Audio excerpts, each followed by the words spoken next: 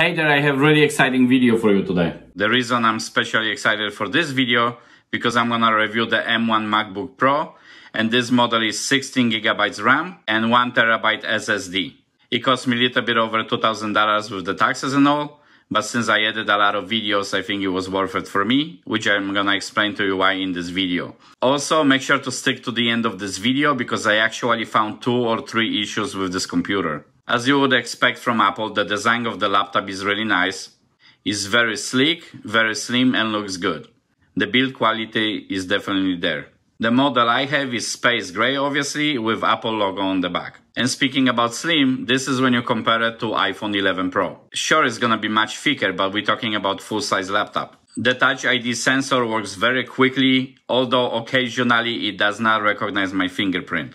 The keyboard keys have some nice little travel to it, and the trackpad size is good enough and responsive as well. Now there is some bezels around the screen, but they're pretty okay. The only thing that I don't personally like about the screen is that the apps or, for example, software like Final Cut Pro is rounded on the corners. Now for some of you, you might find this actually cool. I don't like it personally. Now this M1 MacBook Pro is designed with the touch bar as well, but I personally don't use it that often. Sure, I use it to adjust the brightness, sometimes volume and some basic features, and maybe occasionally when I type something to autofill the text, maybe occasional video editing, but I don't find it that useful. As far as everyday computing on it goes, once you open Google Chrome, it takes actually a couple of seconds to load, but then it depends on the website. The websites load really fast, especially if they're really optimized. Some of the websites will load a little bit slower, but that's not because of the computer itself, it's just the websites. But the websites that are more optimized, like for example Apple websites, it loads in blaze speed, even if you have multiple websites open. I'm gonna talk a little bit later about video editing performance in this video, so stick around. Now when it comes to camera and voice recording on this M1 Mac,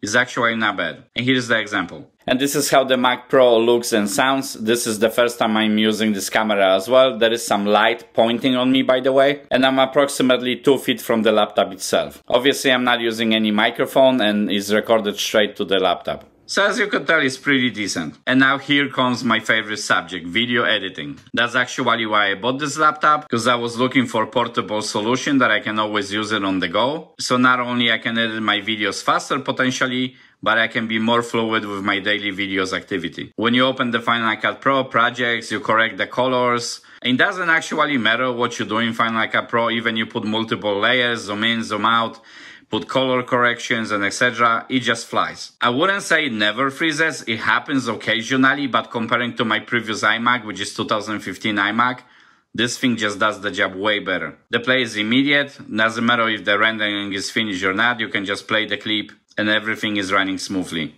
And even on better quality mode, it still does not freeze most of the time. The iMac we used to edit on before is late 2015 iMac 5K with 24 gigs of RAM and 500 SSD. And if I would put multiple layers on that video with color grading, color effects and etc. and then put better quality, this thing would freeze like there is no tomorrow, every few seconds. Rendering and exporting files is smooth as well, it's really fast. And if you're interested to see how much faster it is versus 2015 iMac 5K, I will post this video shortly, so stick around and subscribe to the channel. Now my recommendation would be to get more RAM but less storage. So I would definitely choose 16 gigs of memory, I did that too. And then depends how much storage you need, just choose the storage that is necessary for you right now. And also you can buy external SSD, but you cannot upgrade the RAM. And now the external SSDs are actually pretty fast. Also speaking about the storage device, this is a really good one right here, let me show you. This is actually in our store, this is deal of the week.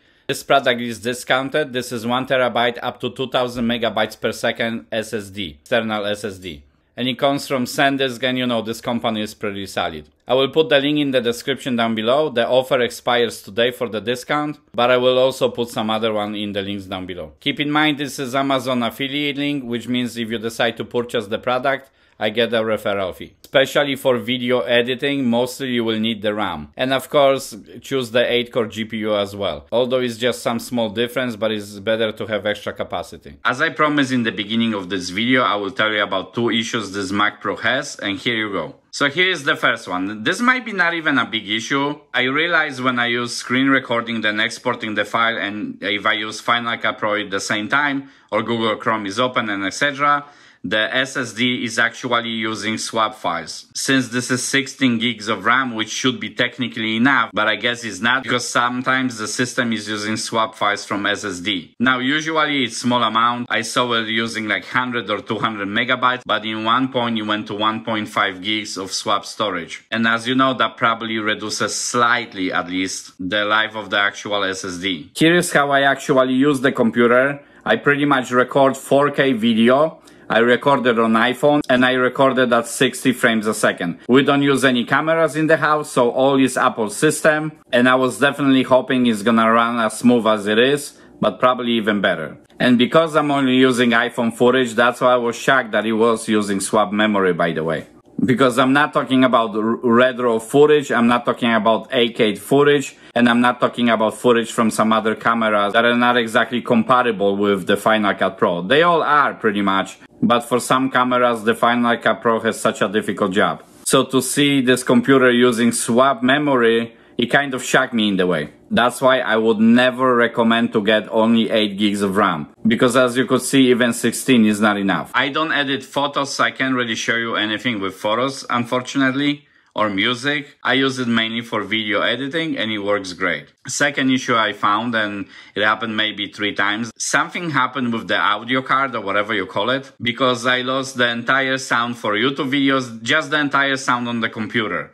Also, when I was recording the screen, it didn't record any sound at all. At some point, I tried to use the built-in microphone on the Mac, and it didn't even show that it actually exists. But then I restarted the computer, everything was fine. But still, it should never happen. I'm really happy with this computer. Generally, my workflow increased, it's more portable, I can carry it everywhere. So here is my final thoughts about this MacBook Pro. Number 1, I'm really happy the machine is running smoothly most of the time. Out of 10 points, I would deduct half a point for using the swap memory, because I think that can in long run damage the actual SSD, especially shorten its lifespan. Then I would deduct another half a point for basically the sound card not even being there for a second or two. The sound completely disappeared on me a couple of times. I have to restart the MacBook, and that should definitely never happen. And that pretty much leaves us at 9 scored out of 10. Obviously, this is just my own opinion. This MacBook is really fast, it's working really perfectly. The best benefit about it is that most of the time, even though I put 3 or 4 layers of 4K video from the iPhone, like I said before, it does not even cringe. It just goes through, there is no freezing, and runs really nicely. And for this occasional 3 or 4 freezes that happen, I give it a pass. That's because I use the computer heavy and I kind of get it. It was overwhelmed. Okay guys, thank you so much for watching this video. Stay motivated, make another video today. And by the way, I have another really good video coming in a few days from now at least. And that's gonna be comparison of the speed, especially 2015 iMac 5K and this machine. That should be really interesting if you ask me. So hit the like button, subscribe, and I see you in the next video. Bye.